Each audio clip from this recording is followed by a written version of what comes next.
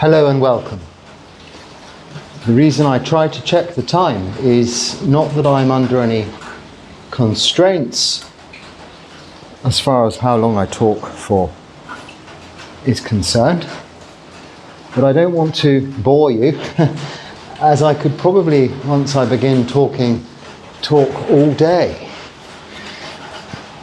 You'll find if you're in a situation of seclusion or where you don't talk, and if you live in a foreign country where you don't speak the language, even if there are people around, there's little to be had in the way of conversation. When you have the opportunity, the speech begins to flow. Maybe that's not the case. Some would attribute it to the Dharma and the enthusiasm for the Dharma, which would lead one to be verbose and have this tendency towards what's crudely termed as verbal diarrhea.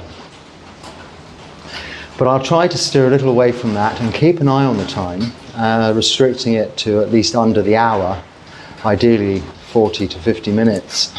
I think this is enough for you to sit and listen, not get too bored, but then continue with your practice.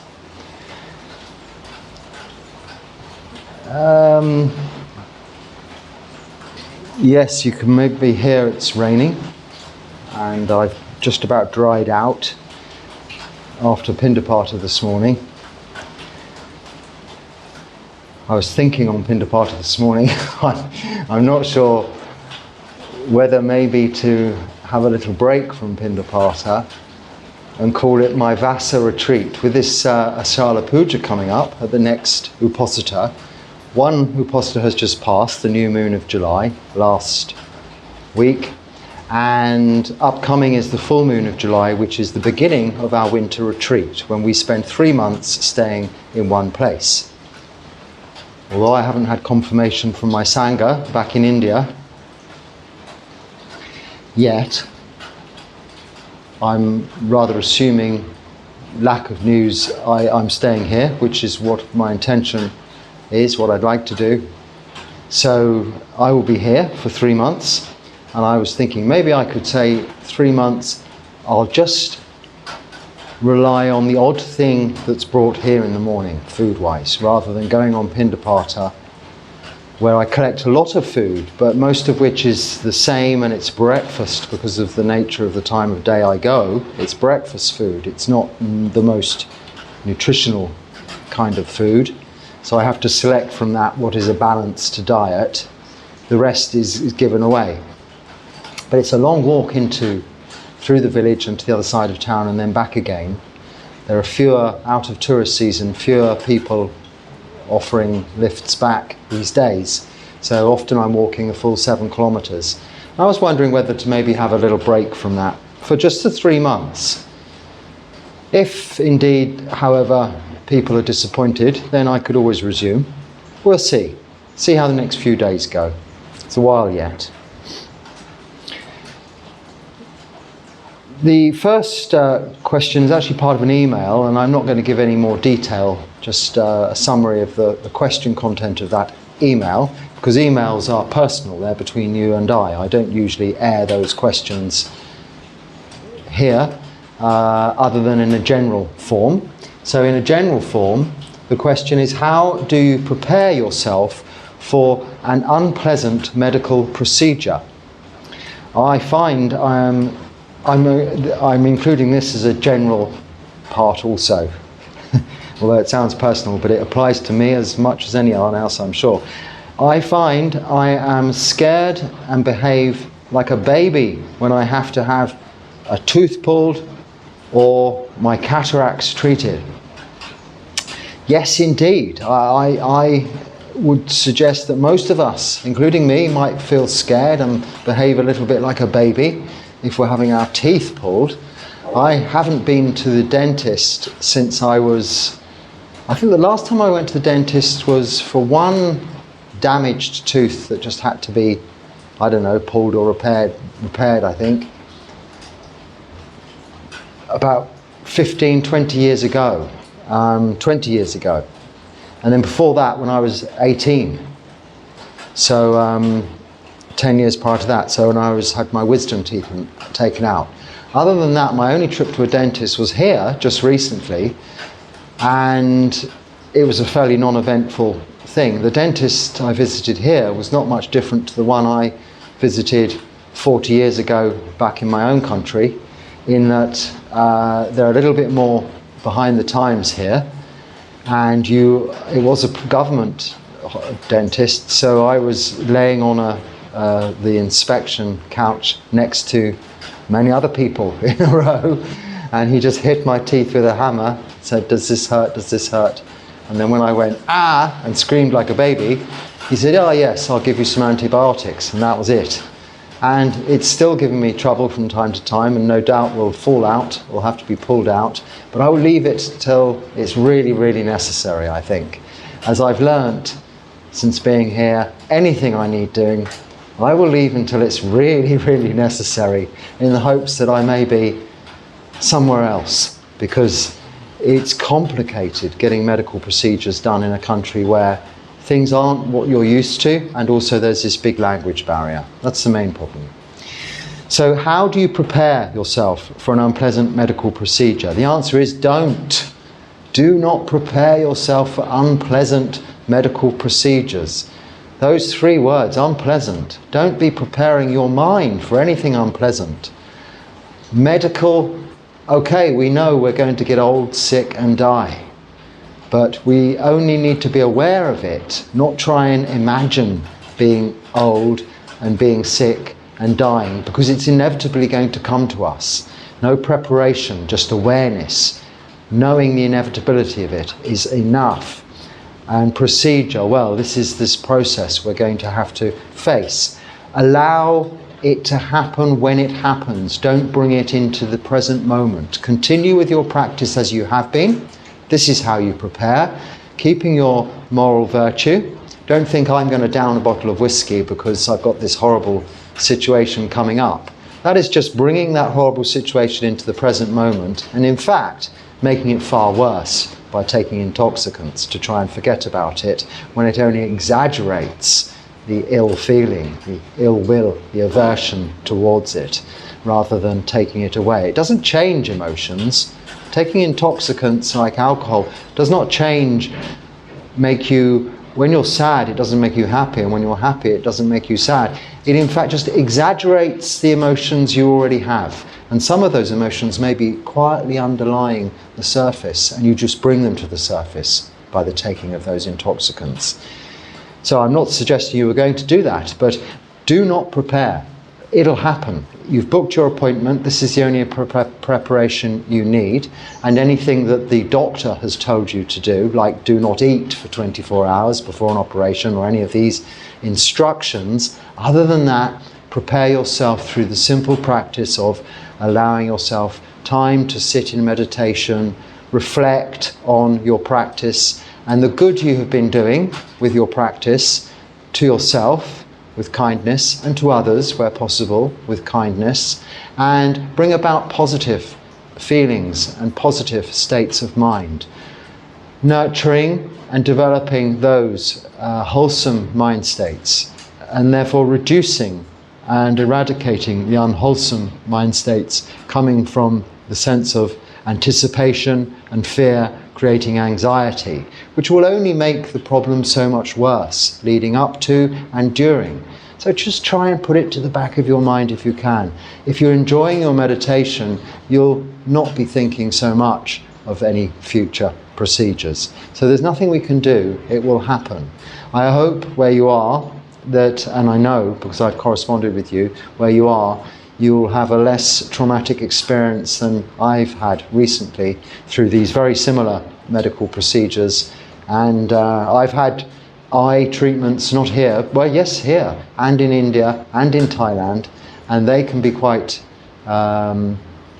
disturbing to the mind, because you obviously are very aware of what's going on. Our sight, seeing, is a very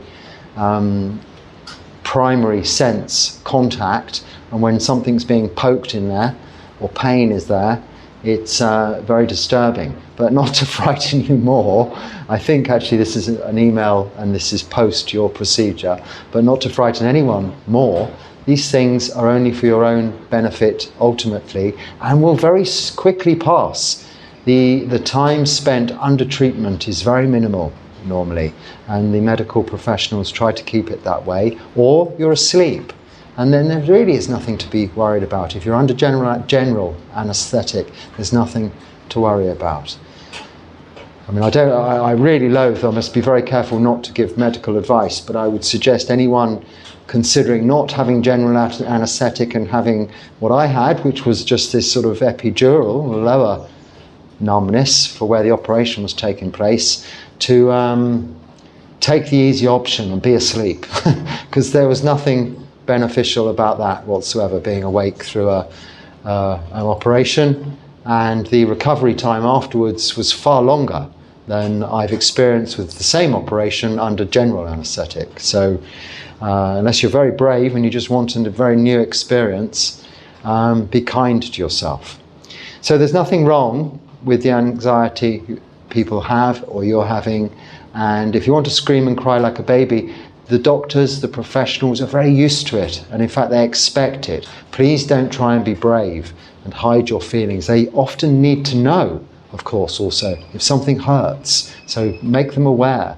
If you have to scream, scream, because otherwise they'll continue digging away, oblivious to the pain that you're in. Probably because of my being a monk and my hypochondria, as we talked of last time, talked about that subject more than necessary. There we go, the electricity's come back on. Did you notice it went off there? I was wondering how long it would be. I hadn't got round to wondering, but the next thought would have been, oh, it's getting hot, and the mosquitoes would start really coming in. I have a fan at the moment when the electricity is working, blowing the little friends away. Okay, can I ask your advice for getting your legs flexible enough to sit in full lotus position? Apologies if you've covered this before. Yes, there's a video how to sit for just Google, not Google either. You can Google, but also YouTube search English Buddhist monk how to sit, or just sit will do. The word English Buddhist monk and then the word you're interested, the subject matter, finds. You might have to scroll down through one particular channel that's very popular, which isn't an English monk, but he speaks very good English, so that qualifies apparently, to find the one you're looking for, but I am there somewhere. English seems to be a key word on YouTube. I think that's for the many people that watch these sorts of things to help improve and learn their English. Okay.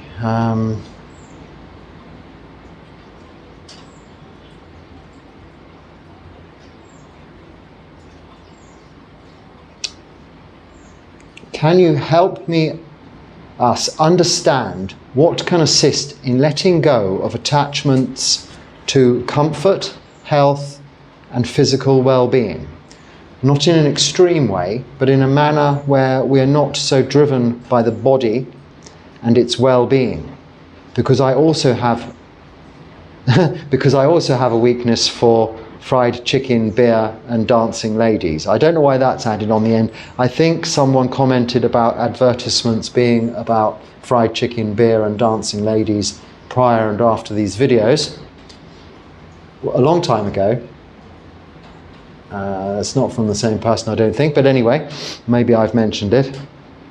You know, your attachments, our attachments to comfort and health, it goes as far in the sutras to describe it as beauty as well, and that of ourselves and others. But let's assume, as practicing Buddhists, we're not all sort of very vain narcissists. We don't really care so much what we look like. We keep the 8 precepts, don't wear makeup and jewelry, and we just drab clothes like this.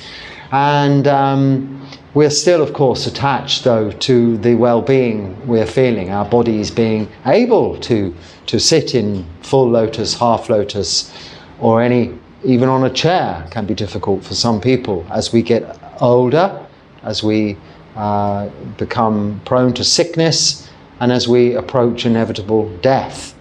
Reflect on these three inevitabilities: aging, sickness, and death. If you look up in the chanting book, there's a little chant for the 5 subjects to be frequently recollected. That's the title, 5 subjects for frequent recollection, that we are all of the subject to age, subject to get sick, subject to die. We are the heirs and responsible to our karma, and those that we love we will be parted from as they will be parted from us, is sort of the English version of how the chant goes. And reflect upon that in your mind. Just repeat it, if you like, as a mantra.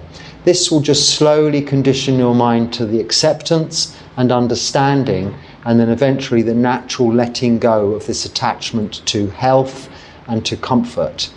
Health and comfort are impermanent, will end up as unsatisfactory suffering, and are out of our control. Anicca, dukkha, anatta, as are all conditioned things. So even the place, the environment you're used to, you're sitting in, will not be there forever. You may not have access to it, or it may be gone, or it may be taken away through flood, fire, wind, just general natural decay. Or your own body, the same will happen. It's just another vehicle we are moving around in, or place where we are dwelling, we're living, our body. It's just a tool. And our tools we don't expect, our cars, our homes, to go on forever and ever. We look after them, we treat them fairly with kindness, and we do our best to keep them running for as long as they can in good condition. But inevitably we accept that one day that will not be the case. Just slowly, gently remind yourself each and every day. In Thailand, the lay people and the monks chant that reflection every evening, reminding themselves of that. This is the 5 subjects for frequent recollection. And you know, if you're not keeping 8 precepts, try that as well once or twice a week, or say 3 or 4 times a month, because you can then, without dressing yourself up, just keep your night clothes on, don't do your hair, have it up, or whatever one does with hair if you still have hair, and no jewellery, no makeup. There's nothing to get spruced up for. Stay in comfortable clothes and practice meditation and get used to your body in its natural state. But don't pay much attention to yourself either. Perhaps if you are inclined to aesthetic values, aesthetic values, so beauty and of yourself and others, then maybe take away the mirrors and also guard your senses as far as what you're looking at, who you're looking at, and look more inwardly to find the beauty of peace and tranquility that there is within us all.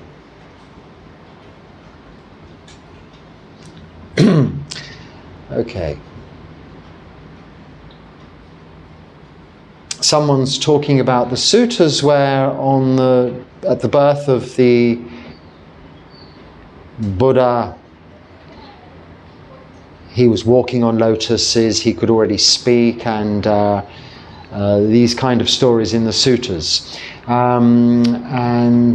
He says that he feels it's a bit of an exaggeration. Now, I mean, just generally speaking, what I'll say is we read the sutras to take from them the word of the Buddha, and not so much is important the words about the Buddha. So therefore you can use your own powers of deduction. If something is said that sounds like it's coming from a place of enlightenment from the Buddha, then it's really worth paying attention to as being the truth and really in line with the Buddha's teachings of the 4 Noble Truths. If something is said about aspects of the Buddha and surrounding the Buddha, then it is being said from another point of view about the Buddha or about the Buddha's teachings. This we call commentary, if you like. So it's a explanation of what is going on from a third party. They would call in a court of law hearsay. But we pay attention to the word of the Buddha first and foremost. You can then expand your knowledge, you can expand your interest in those other areas outwardly to believe or accept anything you read, anything you understand, but it isn't a necessary core part of the practice. So maybe it's exaggeration, maybe it's not, it doesn't matter. What matters is what you do take on board as the teachings that you take on by way of example that the Buddha set, and practice those yourself to experientially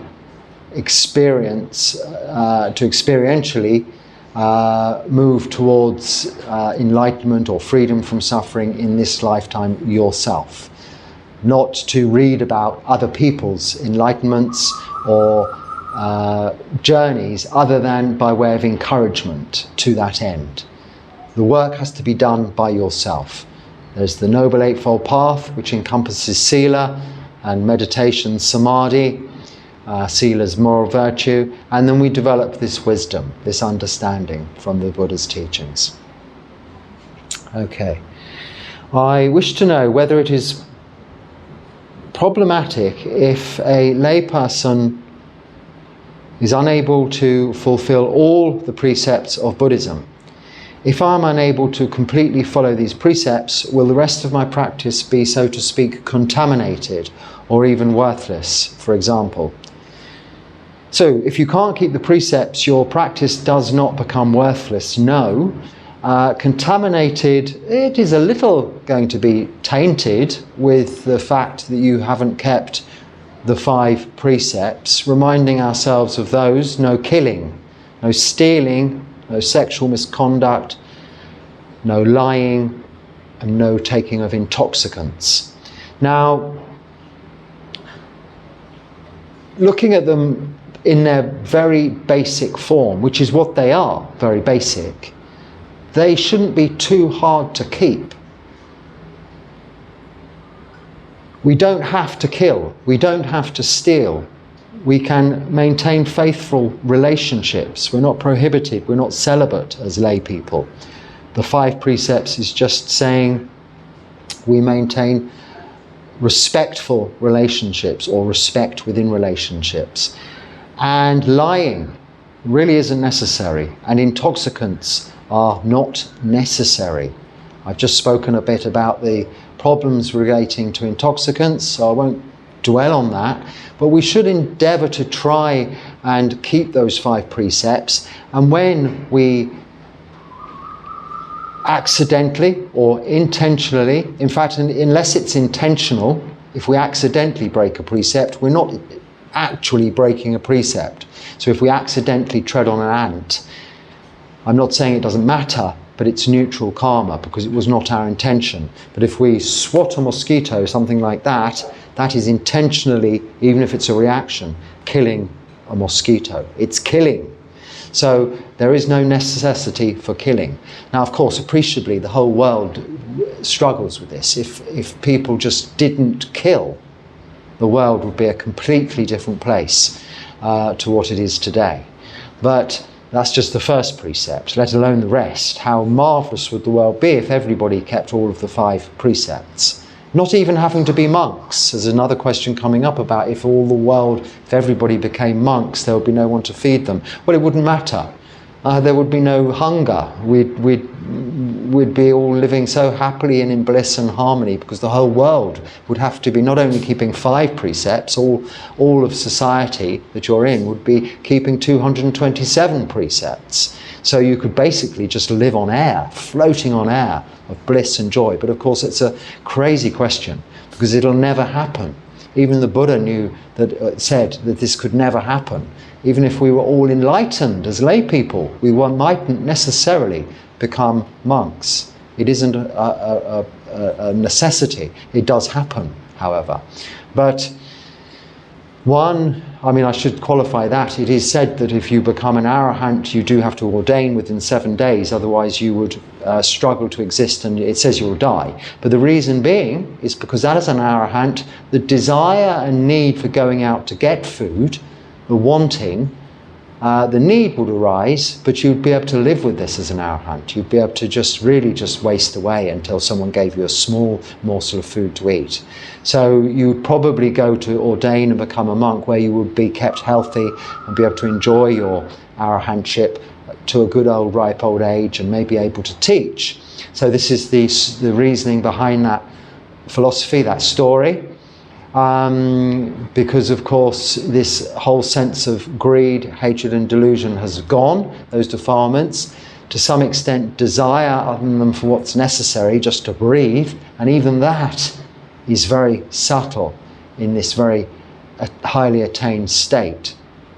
So regardless of that, the chances of everybody becoming a monk is unlikely. But if everybody was keeping the precept, we would all be living in this sort of heavenly world and environment. So that is, of course, not expected. Your practice is threefold. It is the eightfold path, and it's summarized with those 5 precepts, sila, but then meditation, which is the next third, and then wisdom, the following third, these 3 parts. So if you're keeping just some of the precepts and then you're practicing meditation, it's all going toward that end of developing wisdom, panya, the third of the aspects of categories contained within that noble eightfold path. So by no means does your practice become worthless. However, you're saying you continue with using intoxicants and you're working on it. Your intention is good. You're trying to reduce, and hopefully slowly you will become free from what I'm sure you're already realizing, and anyone using intoxicants will come to realize they are very much a tie, a burden, a struggle. I doubt very much anybody who enjoys a drink, enjoys a little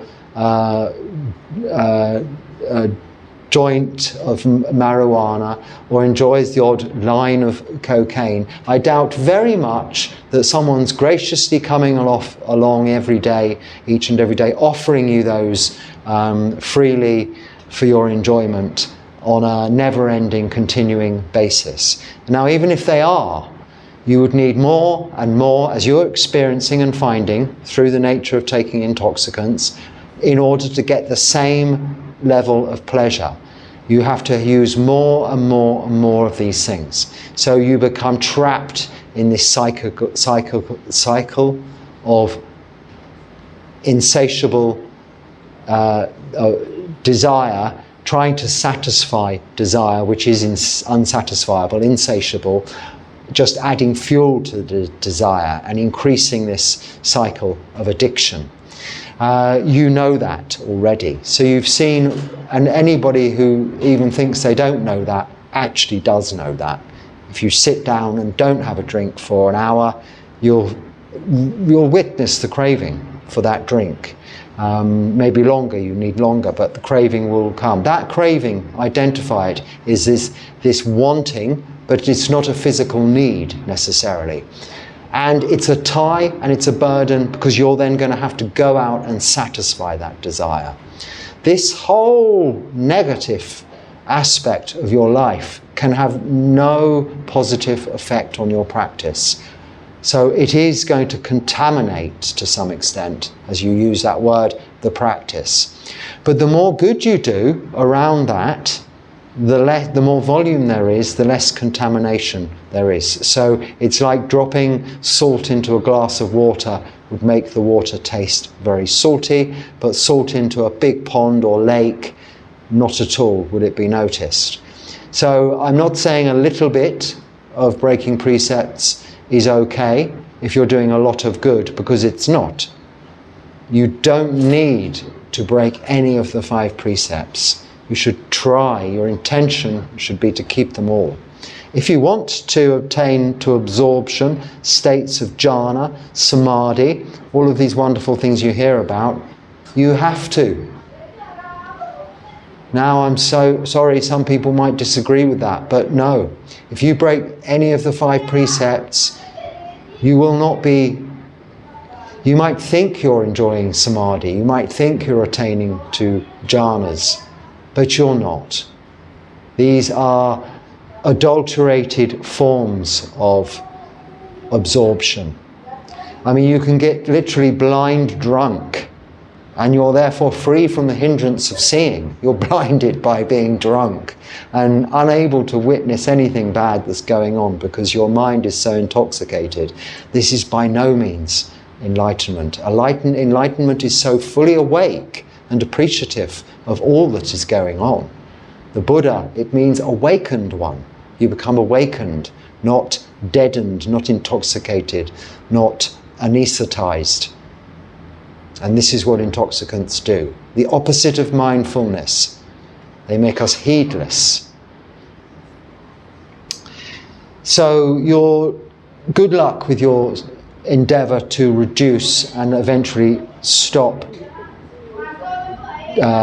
with the intoxication of alcohol that is referred to in the particular comment there. But whatever it may be with regards to the precept, if your intention is to stop doing it or give something up, then, or change your actions of body, speech and mind accordingly, then it's good intention. Just keep on with it, keep at it, make a determination when you've broken a precept to reflect upon that, realize it, but then forget about it. Put it behind you.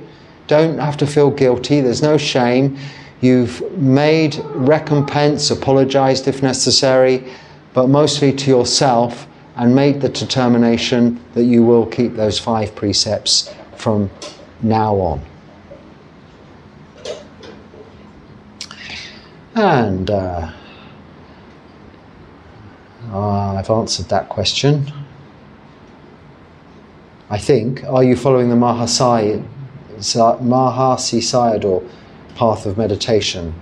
No, I'm not. I think I talked about it yesterday, so I won't talk about it again. I'm following the Buddha's technique, path. I don't like to call it a technique, a way of developing samadhi. Technique sounds like it's very systematical.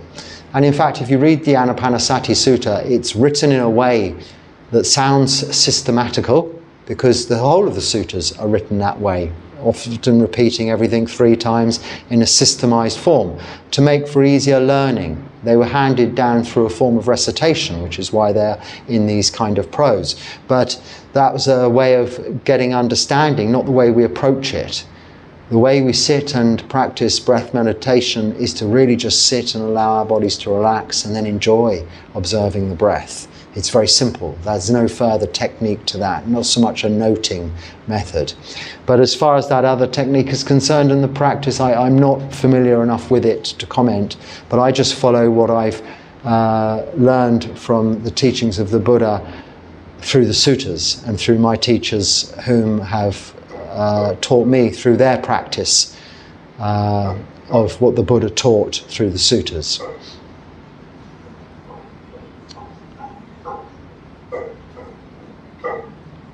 Okay.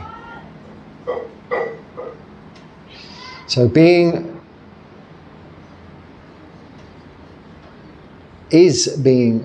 so fearful of change that a person doesn't move on from a position, even if that position has become toxic, disrespectful and soul-destroying, a kind of mental illness? Or is it a lack of faith or practice in the Buddha's teachings of impermanence? I'd say it's a lack of faith in yourself. Now, I know we go away from this idea of self, but we are still a human being and are the result of the causes and conditions we have put in place to create what is perceived by others and also ourselves as what we are. Now, we create causes and conditions that put us in a situation, and that could turn toxic, whether it be a work situation or a relationship situation. Maybe you're in an abusive relationship, but you're fearful of leaving that relationship or that job role because of the insecurity on the other side. So what next? Well, firstly, we never know what next. We should have no expectations. We certainly have no control over these bodies, how long we'll live, ailments that may occur, as we've just been talking about, and no control over the future circumstances and conditions surrounding us and what we will experience. We do have to some extent the option, however, and the will, if we have the will rather, to walk away from a situation if it is uncomfortable, threatening to ourselves, or indeed if we become threatening to others or it. Take ourselves out of a situation, whether it be temporarily or permanently. I mean, there is a condition which they would call, you use mental illness here, called, I think it's called Stockholm Syndrome, where you become really attached to your, what's it called? If you're kidnapped, the person who's kidnapping you, the person who's holding you prisoner. I can't think of the right words, but they become attached to them. But this is actually because our body, because they've got used to that being our only contact, and that those people are actually feeding us and keeping us alive. And we naturally, I suppose, instinctually, through our bodily reactions, become attached to survival, but just mere survival. But that aside, if we're if we're in toxic relationships and we're finding it difficult to accept change there or move on, it is because we're not understanding the Buddha's teachings, like you quite rightly say, in the fact of the inevitability of change, anicca, and suffering, dukkha, and anatta, things all being out of our control and not self. So you must use your wisdom to judge the situation as it is, seeing it realistically and truthfully. Can this really continue, or should I walk away? Don't worry about what will happen when you walk away.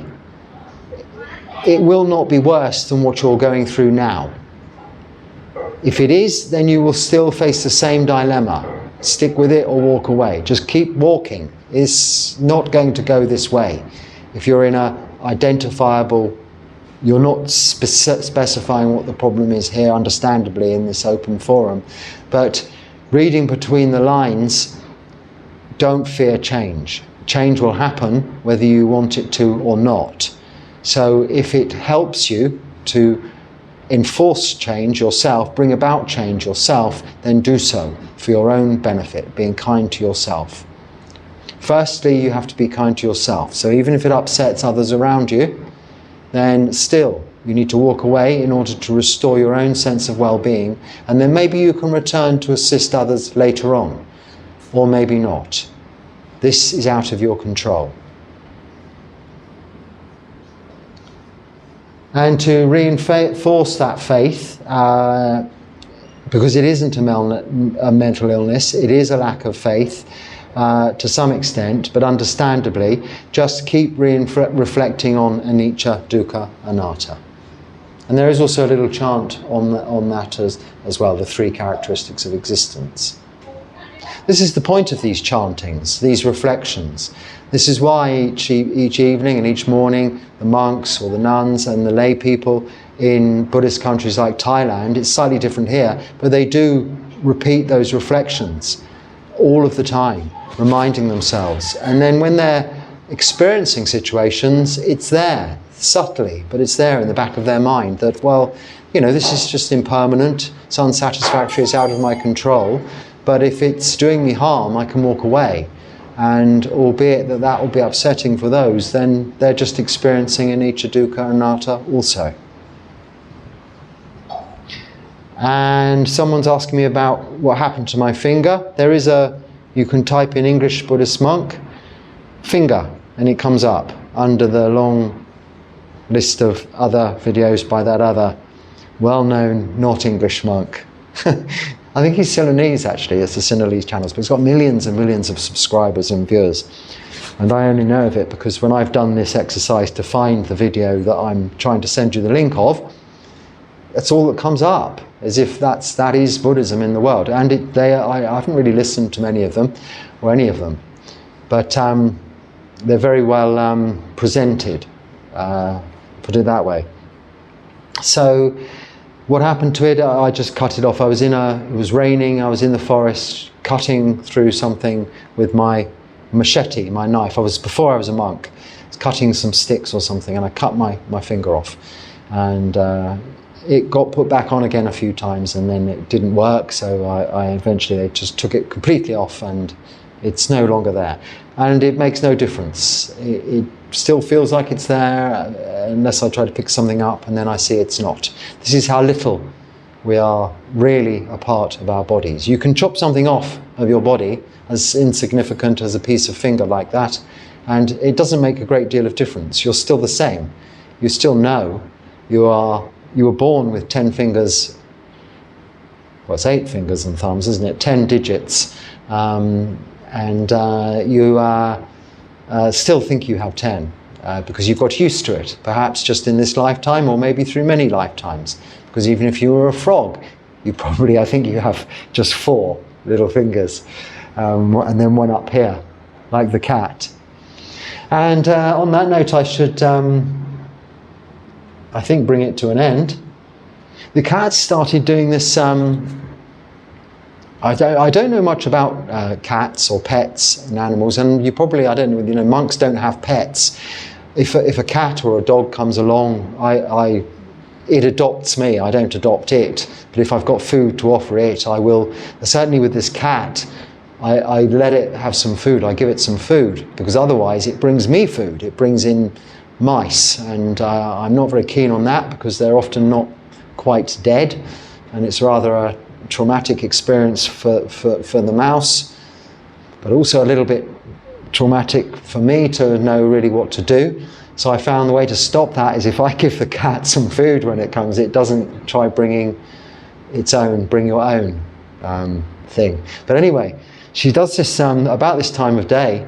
She goes out there and sits on the plastic chair, but then goes into this deep sleep. And it's just that, but it's almost like a state of samadhi. And now twice I've gone out there having to poke her like this, and she goes all stiff with her legs sticking up in the air. And sometimes even her eyes are a bit open. And I've really thought the poor thing had died twice now. But she just goes into such a deep sleep. It's like a very deeply absorbed state of samadhi, because of course she's not nocturnal and she's rushing around at night catching mice or whatever she's doing. And then she comes in and has some breakfast and then sleeps on the chair like this.